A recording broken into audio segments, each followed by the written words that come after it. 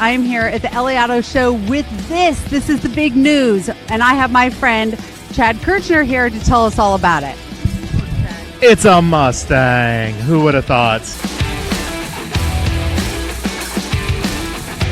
Hi, hello. We're getting serious. We are. Serious. Guys, I am here in, where did I look? Okay. Guys, It's your camera. It's her camera.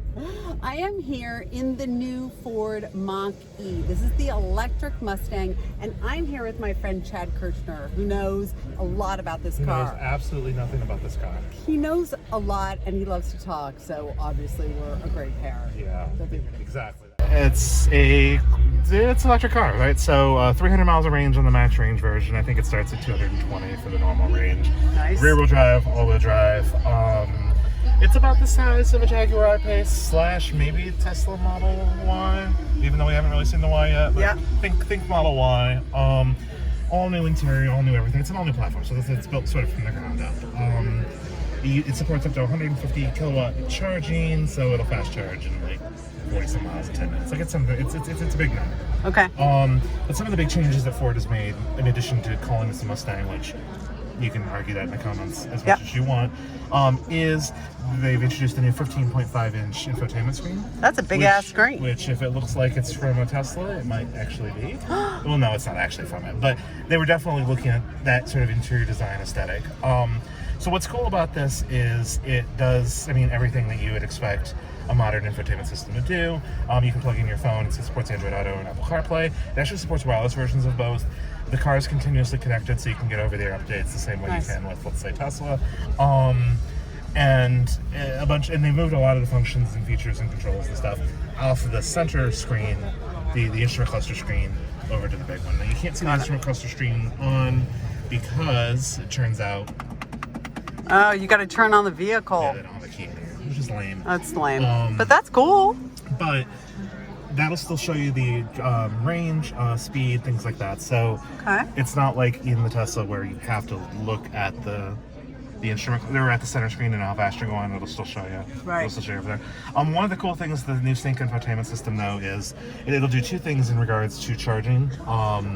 One, if you type in a destination, it should be able to choose you a route based on where you need to stop along the way.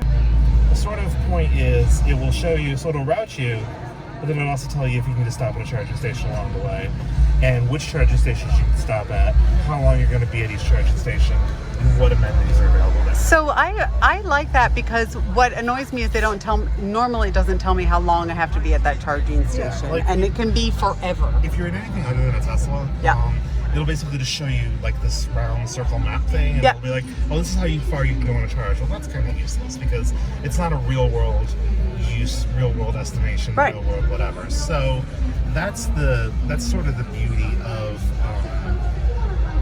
Tesla's navigation, which is also. What about these materials? Do you know anything about this?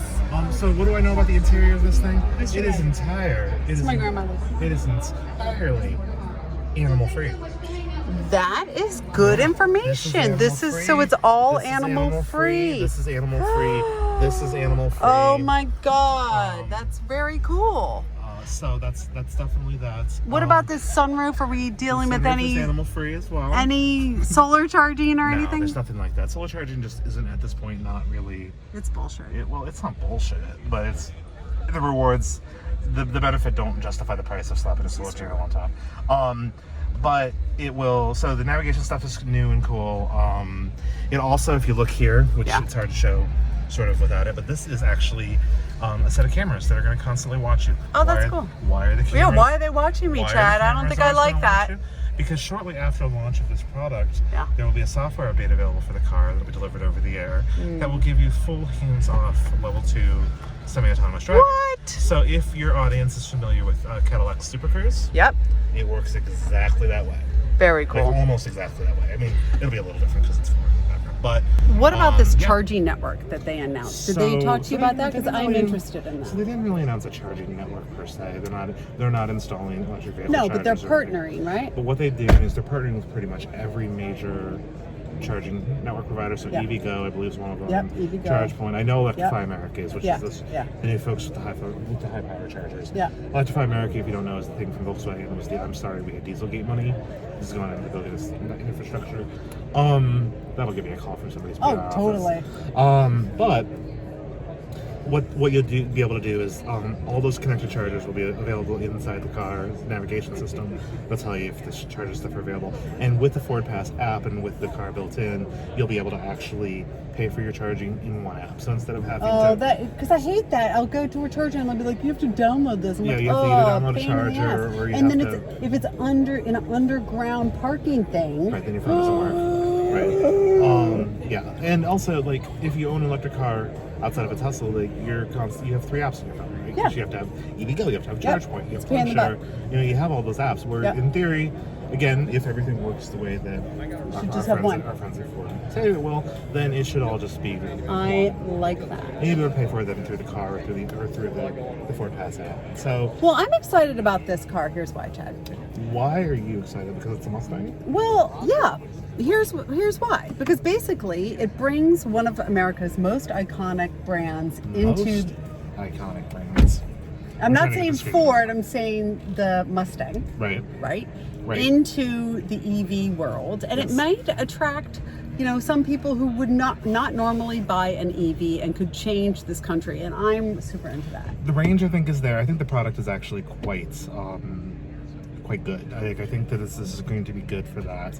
The pricing seems to be pretty Do competitive. we think it's a little overpriced? No, because you're going to get full $75 car. I know, but what about like the Model 3 and stuff? Model 3, you find me a $35,000 Model 3. I can't. It's true. I They know. say 35,000, Right, but you by can't the get time one. I'm done, it's like 70. You know what the beauty is, and this is going to really tick off the Tesla people, but the beauty is this is basically a Model Y Right. that was built properly and not an attempt. So, but that doesn't mean, Elon's done a pretty good job at fixing his build quality issues. Yes, he's But- okay, and he actually replied Yeah, he to Ford's congratulated tweet, Ford and I on thought their- that was very gracious. Yeah, Well done, it was Elon. It was very classy of him. Like he gives a shit what we say. Right, Now, he Chad, doesn't, but tell people where they can find you, because he is one of the funniest guys on Twitter. that is not true. It's totally true. It Deal is with not it. true. So I am on Twitter, on the Twitter. He's on the Twitter. At my name, which is just Chad Kirchner, ChadKirchner. You can find me, depending on when you publish this video, Yeah. you can find me in the current issue of Truck Trend, talking about the Ram Rebel EcoDiesel. If you have an old issue of Truck Trend sitting on your shelf, then I'm in that too. I get around. I'm on the drive. He's on the drive. You read his stuff. He writes a You've lot of seen really it. good You've seen stuff. it, He knows or what he's talking I'm about. sorry that you've all read it, but I do genuinely think that this is a cool product. I think it'll probably sell well. It's not going to sell at huge numbers, and I think Ford knows that. But it's the first viable, long-range, family-focused electric vehicle from somebody other than Tesla. Amen. Amen. So. I love it. I'm super stoked. Thanks so much for your time, Chad. Thank you for having me. Excellent. Bye.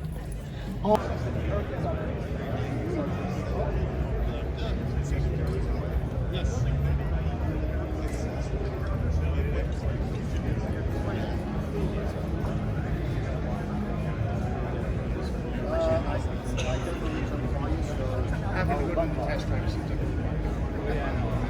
Luckily, the Ford dealership has